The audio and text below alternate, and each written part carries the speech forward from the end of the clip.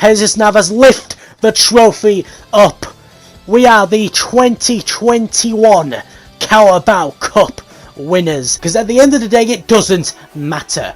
I told you that we were getting through to the Champions League, and ladies and gentlemen, we have achieved that. But I don't understand this. Guys, we've just qualified for the Champions League. Celebrate! What? You didn't see this coming? Alright. Now before we get down to the business here, I will admit, I've done a bit of a bait here, haven't I? I've alluded a couple times now on my Twitter that I probably wasn't going to start up Season 2 of our Salford career mode until the new year kicked off. But here's the thing, this past week or so I've been very busy with work. I've pretty much had double hours than what I usually have, obviously due to the Christmas period and everything like that, so I haven't really had as much time to make videos, especially when I've also got other stuff in the background that I'm doing as well. And then I thought, well hey, these videos take much less time to do than say my Crash retrospective videos, because with those kind of videos I gotta write scripts for every single one of them, so already that's a good night or so just trying to think of a good enough script. I mean, I ain't no Shakespeare, I ain't no Dickens, but you know what? Yeah, fuck it. My writing is still terrible. So I thought, since it doesn't really take as much time to do these career mode videos, why not bring the series back, get out to a flying start before the new year kicks off? You know what I mean? Because, ladies and gentlemen, we have got a very, very big season ahead of us. Last season was our proving ground, and we proved our ground tremendously, winning the Carabao Cup, gaining us a spot in next season's Europa League.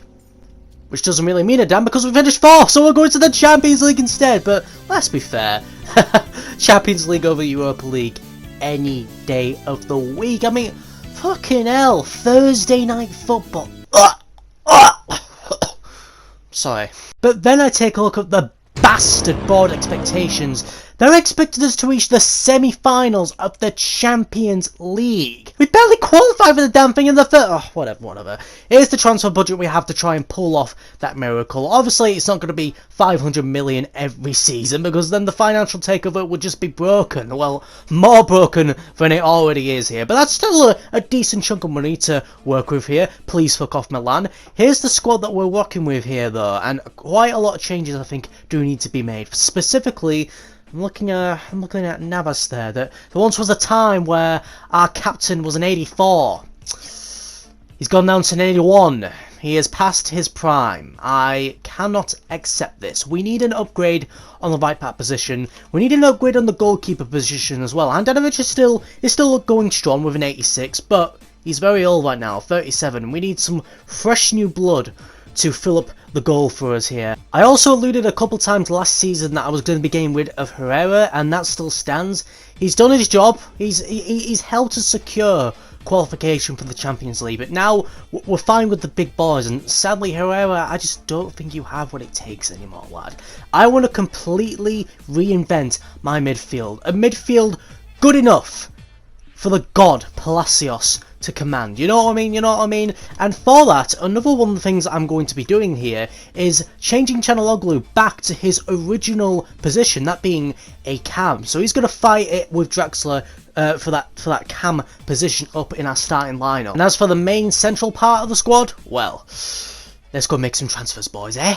But first, a moment of silence for our boy Henderson, the pre-season king from last season. I'm going to hopefully get him out of the club. And if this is truly the end, Henderson, I would just like to say it has been an absolute joy having you as part of the club.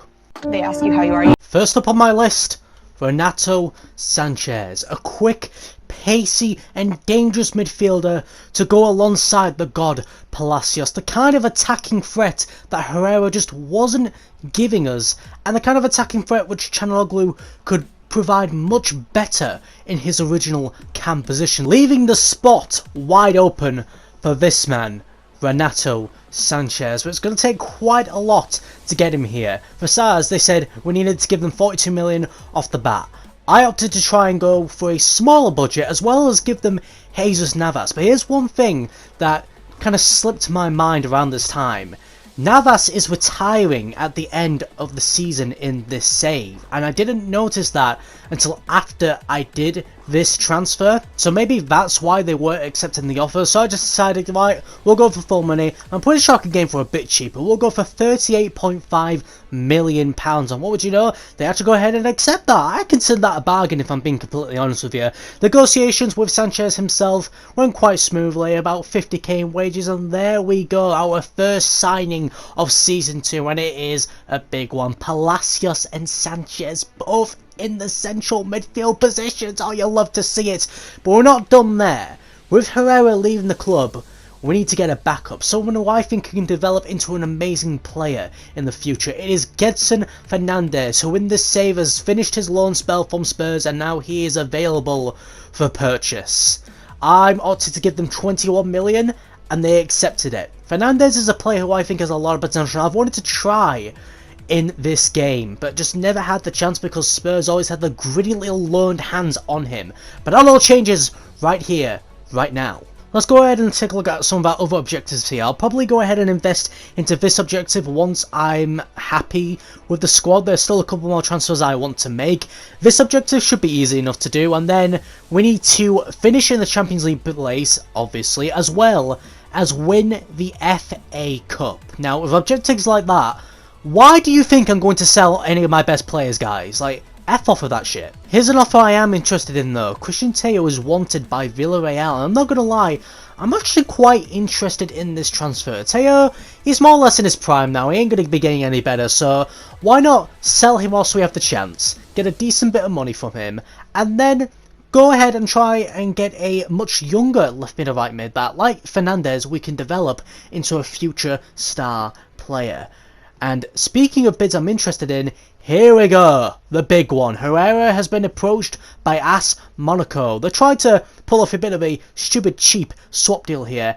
We're not having that. No. I want the dough. I want the cash money right here. And there we go, confirmation that Herrera has left the club as well as Christian Teo. With all that said and done, let's focus on bringing players into the club again. Here's another player I've been very interested in for quite a while, is Junior Firpo, who I would convert to right back if we were able to get him. But these motherfuckers have the gall to ask for Palacios. You see, this is why you guys are shit now, Barcelona. Stuff like this. Instead, we only have to pay a nice cheap 39 million. I was very surprised I was able to get him for that cheap. Much like what we did with Sanchez earlier on, and just like Sanchez, the negotiations were short. We got him, he is now part of the squad. We now have our new right back. But now, ladies and gentlemen, it is time to go after our new goalkeeper. The one to take Handanovic's spot in the net is none other than Dean Henderson. And the negotiations, let me tell you, the negotiations were brutal. We just didn't have the remaining funds to be able to purchase him from my club, Manchester United. So I had to come up with a solution.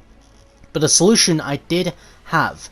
I've been considering selling Lingard pretty much since the start of the transfer window, and I thought, what better time to cash in on that decision than right now. Also, Channel Log Glue is now converted to a cam, going up a rating, which you'll love to see. There's confirmation that Lingard has been sold, and now we officially have the funds to get ourselves our brand new goalkeeper. I already decided before the negotiations begun that this was our new keeper. You ain't stopping me from fulfilling my destiny.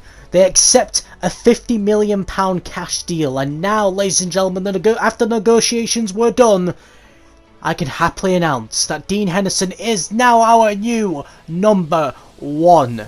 And the squad is complete. Well, just about. There are a couple of other players which I am considering on going after. We do, of course, need to go after 2 players younger than 20 as well to please the board's expectations. But in terms of a first team, I am more than happy with how it's looking right now. A squad that could develop into a world-class side. But how far can we go? Well, we'll find out as we begin Season 2 in the next episode, as we take on Sheffield United in our first Premier League game. This is Mr. Motor Drive signing out, and I will see you all next time.